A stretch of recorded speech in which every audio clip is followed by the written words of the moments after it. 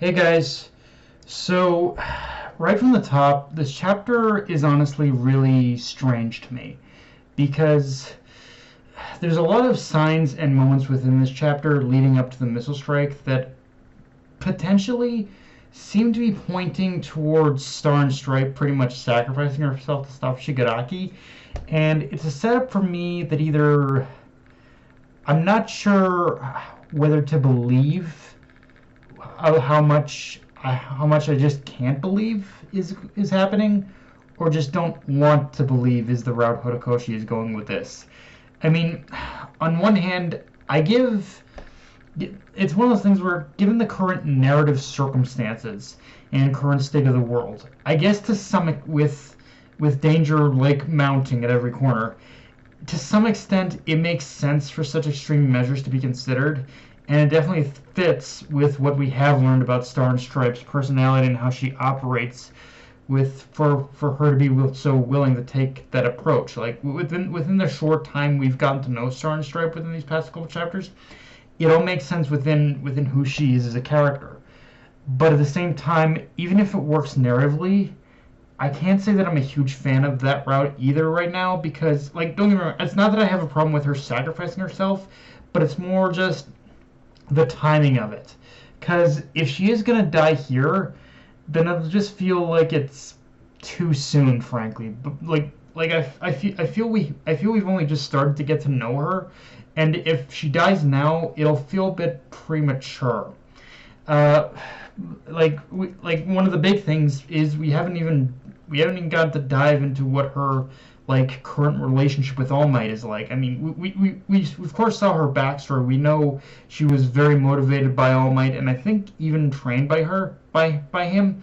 But what's their working like? We haven't gotten to know a lot of other details about Star and Stripe and All Might. Like what's their working relationship like as fellow pro heroes? Like how much of a direct part did All Might play in training her and watching her grow, become the hero she is today? Like for me, these are the questions I need answers to with Star and Stripe, because again, a lot of what this chapter did does work narratively, but we're missing that more key emotional narrative like center and aspect. So it's one of those things where, if at best I'm hoping this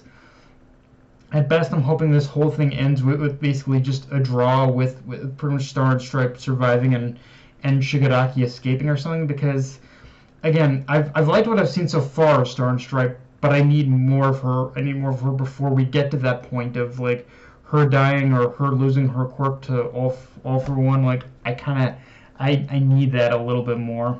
Um,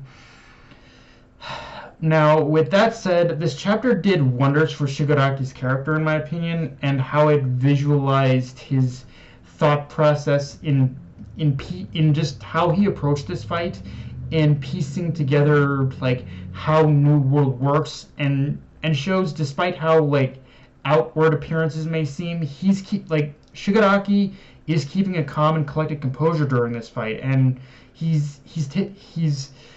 when you see what he's doing, he's able to piece together complex and thorough understanding of Star and Stripe's quirk and her fighting style, even in the heat of battle, where as history has proven in the past, when Shigaraki is backed up against the wall, he usually becomes a lot more erratic in a fight. But here he's remaining calm, collected, and he's studying the actual situation and becoming and allowing himself to become kind of absorbed in the battle, to take in those pieces of information, as he said, wanting to just test the limits of the power of New Order, further in, like, just wanting to like test the limits of that power.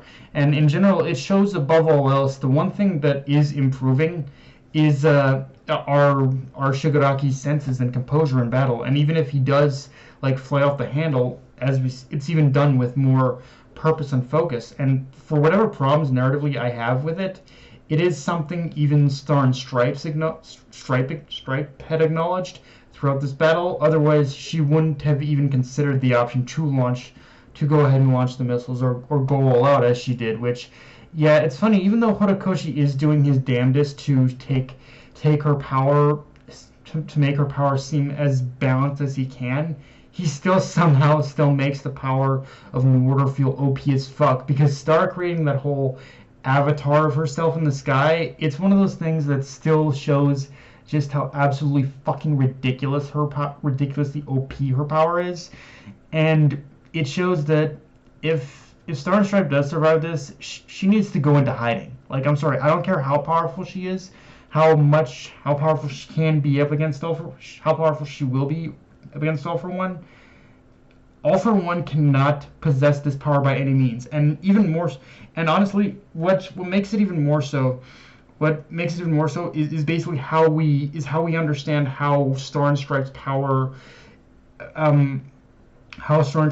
works at a psychological level. Because, basically, just getting back to Shigaraki for a minute, we basically learn, basically kind of get an idea of how Star and Stripe's power can affect like actual people, like people and organic beings, I guess you could say. And the way it's described is kind of scary, because ultimately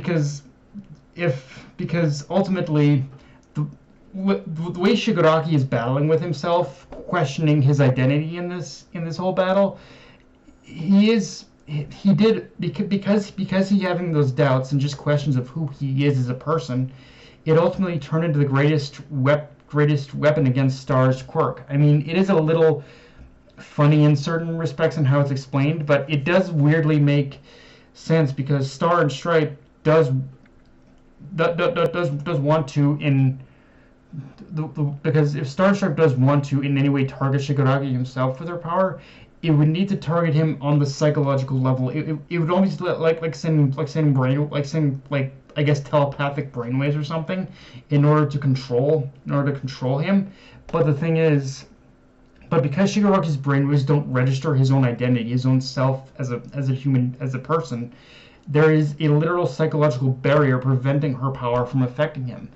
And yeah, it's one of those things where when you look at it from that angle, it really makes it to the point where, again, All For One cannot have this power, because if he had the ability to control the people's, like, it's literal brainwashing is what that power can be. And if All For One possessed that ability to control the masses, control the people, it would be game over for the world. That's just how it is. I almost guarantee that All For One could be able to amplify the pretty much reach of Star and Stripe's power if he had control of it compared to what she can do, just to so many other people compared to just like a single person. And yeah, it's just, it cannot happen in that sense. And yeah, again, it's a little heavy-handed in explanation, but it is interesting to see Horikoshi utilize those elements of literal psychological warfare in some ways, and just Shigaraki's emotional core, and turn it into something that can be utilized against Star and Stripe. And it does in some way, in terms of this fight, knowing that does kind of offset the more over the top and sometimes insanely broken aspects to her power. And it is chapters like this that really show that Horikoshi really loves it when he can focus on the villains. Like, he loves the villains of the series that he's created. But yeah, aside from that though, this was a fairly straightforward chapter, and at certain places there were times where I wanted more of it, because one interesting thing is that there was definitely more of an attempt through these past couple of chapters to make like Star and Stripe and the jet pilots that are with Star definitely feel a little more like real people, but I kind of want to see more of that banter too. But yeah, as a whole, this is a weird chapter, because to me there are a lot of narrative stumblings to it, but there's a lot about it I like as well. So I guess just take that for what you will, guys. But yeah, that's pretty much all I got for this review. If you enjoyed the video, like, comment, subscribe. Follow me on Twitter, Analyst Control. Be sure to hit the notification bell, hit the subscribe button, and just share the video around, guys. Dark Knight of Enemy, signing off. Later, everyone.